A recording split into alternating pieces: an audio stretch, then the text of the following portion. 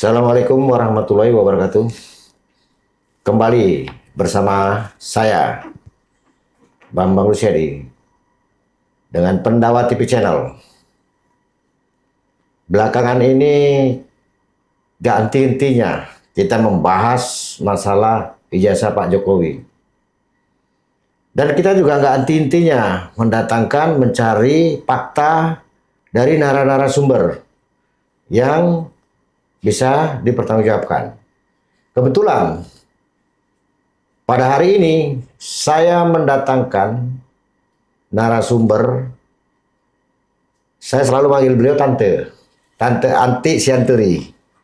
Tapi sebelum, beliau ini termasuk mantan aktivis senior. Mungkin tokoh-tokoh sudah nggak asing ya sama beliau. Dan beliau pernah dikecewakan dari baju kotak-kotak di tahun 2012 sama beliau. Sebelum kita lanjut, jangan lupa ketik komen, like, dan subscribe-nya. Selamat siang, Bu Ati. Selamat Apa siang, kabar? Pak. Waduh, kawan lama ini. Apa kabar, Bu Ati? Baik, Pak. Saya kan biasa manggil tante. Iya. Di sini saya manggil tante apa panggil Bunda Ati? Terserah aja deh. Iya. Mana baiknya aja, mana enaknya aja sih. Iya. Jadi gini, Bu Ati. Kita sebenarnya bukan mau cari permasalahan. Betul. Kita mau cari kebenaran. Betul. TV media ini kan kita selaku fans ya, kita akan selalu mencari kebenaran, ya, bukan mencari kesalahan-kesalahan orang. Jadi maksudnya supaya ini cepat clear lah, berlarut-larut malu sebenarnya kita sama negara ini. Saya banyak dengar cerita ini, banyak info dari dari tante lah. Tante saya panggil ya. Biasa panggil tante jadi bingung nih, manggil bunda. Jadi gini tante. Tante kan dulu pernah satu tim ya sama Pak Jokowi di 2012 ya. Iya, waktu pencalonan gubernur. Iya, sampai bunda juga korban tuh baju kotak-kotak. Ya, informasinya juga bunda ini dulu iming-imingnya mau dikasih. Enggak, saya sih. Enggak sih. Ya kan? Nah, jadi bagaimana? Saya cerita dulu sekilas, bunda.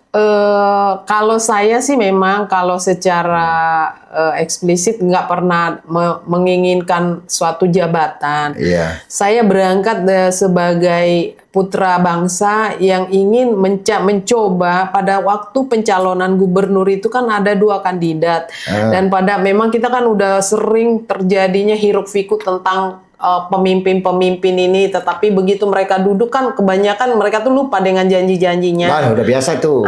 Ya. Nah, berangkat dari situ kita ingin sebagai putra bangsa, waktu itu Jokowi ini kan kita tahu waktu dia memimpin Solo 2 periode namanya cukup bagus ya. Iya. Nah, berangkat dari situ kita pun fight dengan teman-teman, yuk kita dukung orang yang baik untuk membenahi bangsa ini, mulai dari DKI karena DKI itu sebagai ibu kota Republik Indonesia dan itu menjadi kita sebagai putra bangsa menjadi tanggung jawab kita juga mendudukan suatu pemimpin yang benar-benar ingin membenahi kan begitu. Berangkat dari situ kita pun jumpalitan lah bahasanya, kaki jadi tangan, kepala, jadi apapun kita lakukan waktu itu.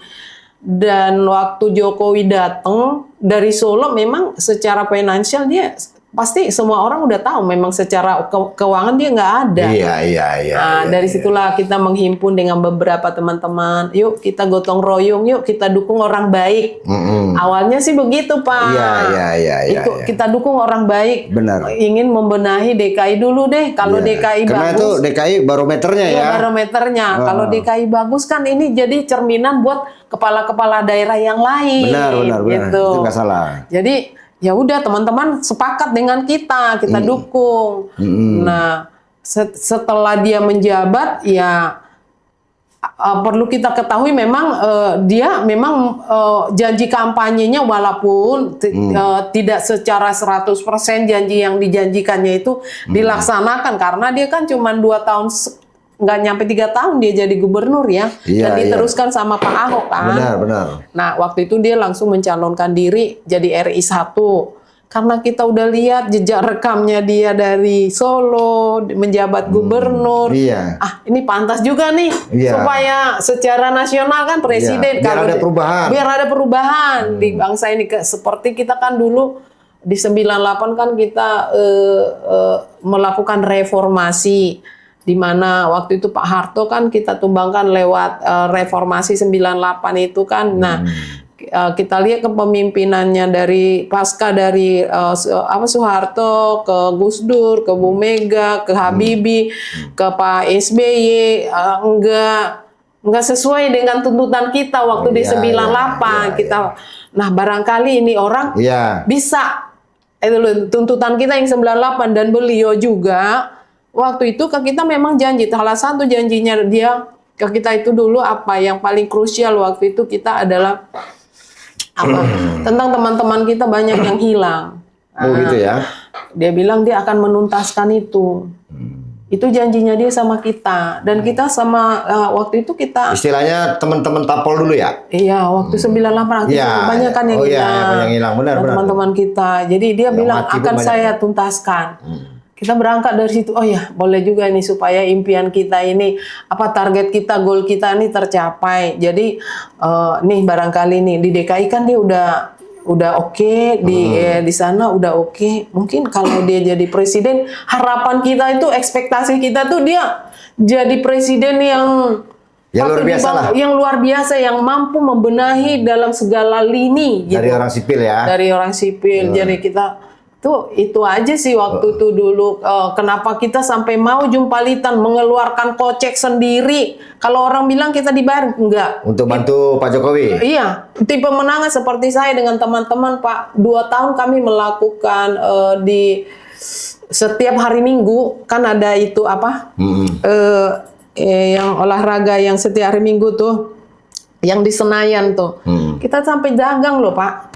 Bukan untuk rumah kita. Tapi untuk memenuhi dari kan pemenangan ini kan butuh dana juga untuk tim, contoh untuk alat peraga, untuk bikin baju. Emang ada Pak Jokowi punya duit untuk itu kan? Enggak. Oke. Kalau itu saya bantu sebentar, saya tahan bentar. Yang namanya kita relawan, yang militan, ya kita bergotong royong lah. Iya. Ya. Jadi kan berarti Bunda tahu dong tentang Widodo yang dari Solo, terus tentang siapa satu lagi itu? Denny yang mengondisikan masalah ijazah itu. Kenapa saya dengar informasi kenapa si Denny bocorkan sama si Betor? Karena katanya dijanjikan dia minta jabatan direktur ya. Di rootnya Pasar Jaya. Nah, di root Pasar Jaya. Ternyata dikasih komisaris dia nggak mau. Dia nggak mau. Bagaimana itu Bun? Jadi kalau kenal secara dekat dengan Widodo, nggak dekat banget. Tapi kita tahu memang mereka ada di tim Solo. Widodo. Kalau Denny itu kan di timnya Jakarta. Iya. Nah, yang mengurus segala sesuatu administrasi untuk ke KPU ya si Denny. Tetapi yang mempersiapkan perlengkapannya itu Widodo. Karena mereka udah mulai dari Solo. Berarti yang dibilang Pak Bentor itu benar ya? Yang viral nih ya? Ya benar lah, kalau kandidat itu mau maju kan administrasinya kan ada dikasih wewenangnya siapa gitu kan, karena si Denny ini kan orangnya Mas Pras kan, orang DKI kan. Nah partainya kan waktu itu yang mengusung kan PDIP. Ya jadi mereka kan harus mempersiapkan. Nah dia ditugasin untuk mempersiapkan administrasinya kan. Nah tetapi Widodo ini karena dia udah dari tim dari Solo, termasuk ada Mas Anggit di situ, ada 3 orang mereka satu. Jadi sering kumpulnya dulu di mana mereka dulu? Di rumah si Boy kan ya, dengar informasinya gitu. Kalau saya dengar sering dia meeting-meeting tentang ini, pembuatan ini yang saya dengar-dengar, tapi saya secara ini yang nggak menduga tapi lah ini dengar kemungkinan benar. Tapi analisa kita dengan apa yang dipaparkan Bang Bentor itu ada benarnya gitu loh, analisa kita ya. Tapi nanti untuk permasalahan itu benar atau tidak nanti dibuktikan semua ketika di pengadilan ya. Nah, kalau waktu itu yang kita dengar itu di Jalan Borobudur nomor 20 ya. Jalan Borobudur 20, Jakarta Selatan deh. Enggak, pusat ya. Menteng, Menteng. Di Kecamatan rumah Menteng. Kalau nggak salah anaknya Ali Sadikin ya. Anaknya Sadikin, Mas Iya. Boy ya.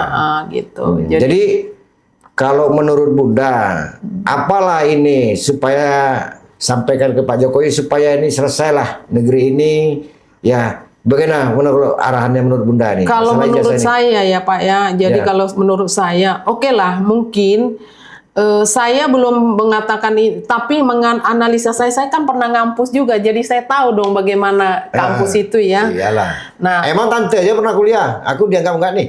oh, aku kuliah dong Pak. Ya, saya juga mau kita tujuan ijazah. Iya maksudnya, ya, enggak. Artinya kita ngampus, jadi ngerti lah dunia kampus ya. Iya. Jadi maksud saya gini lah sama Pak Jokowi, kita nih kan udah negara ini. Dulu waktu kuliah zamannya masih apa? Kalau dulu pelonco. Oh Ini iya masih apa namanya? pelonco, masih Pelonco ya?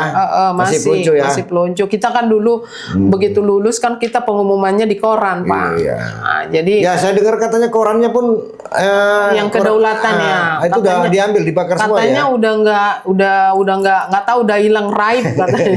Kita nggak tahu ya.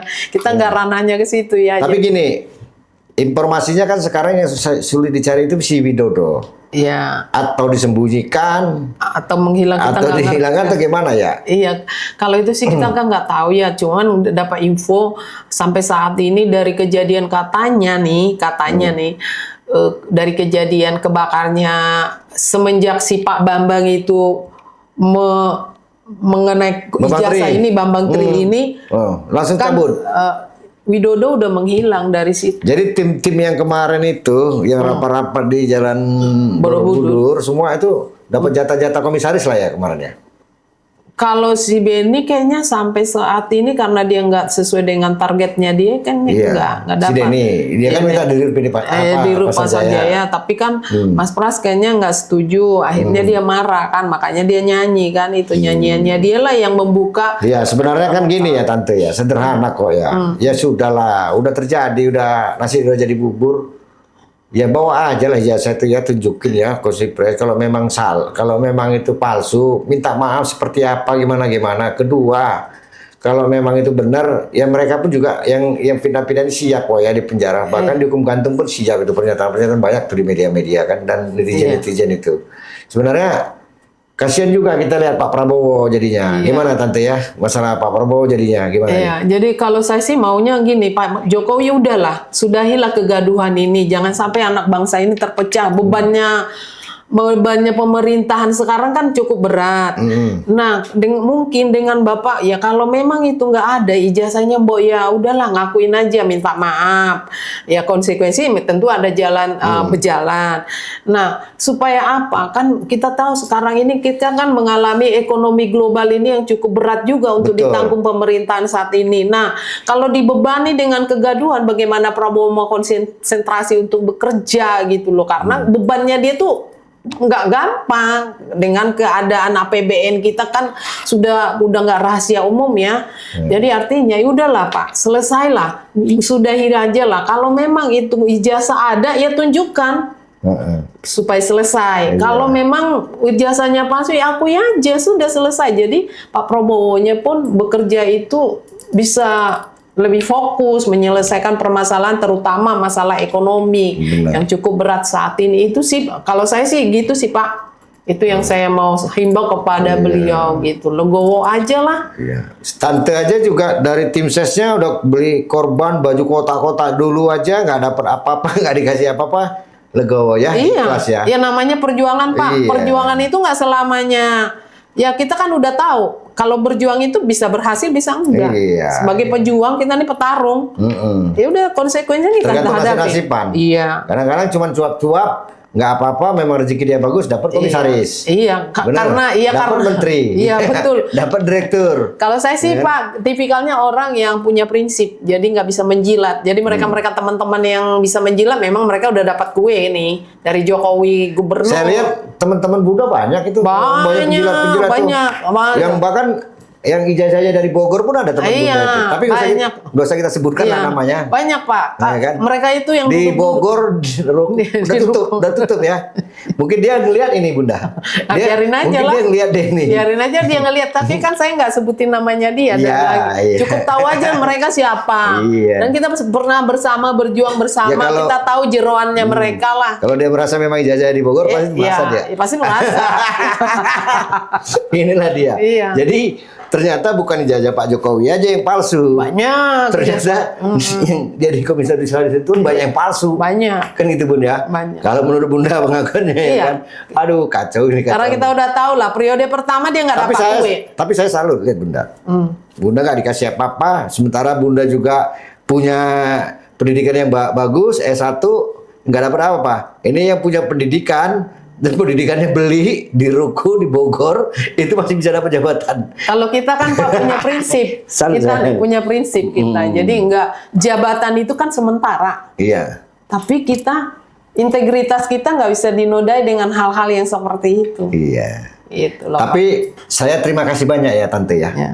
Saya terima kasih dengan ulasan Tante ini sedikit.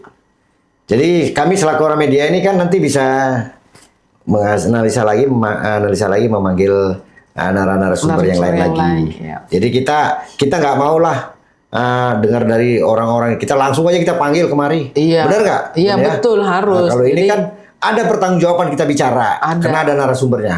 Oke, sekali lagi teman-teman, Pendapat TV Channel akan selalu memantau, ya, dan akan selalu mencari fakta untuk pembuktian-pembuktian dengan narasumber yang bisa terpercaya dan bisa sebagai saksi di kemudian hari.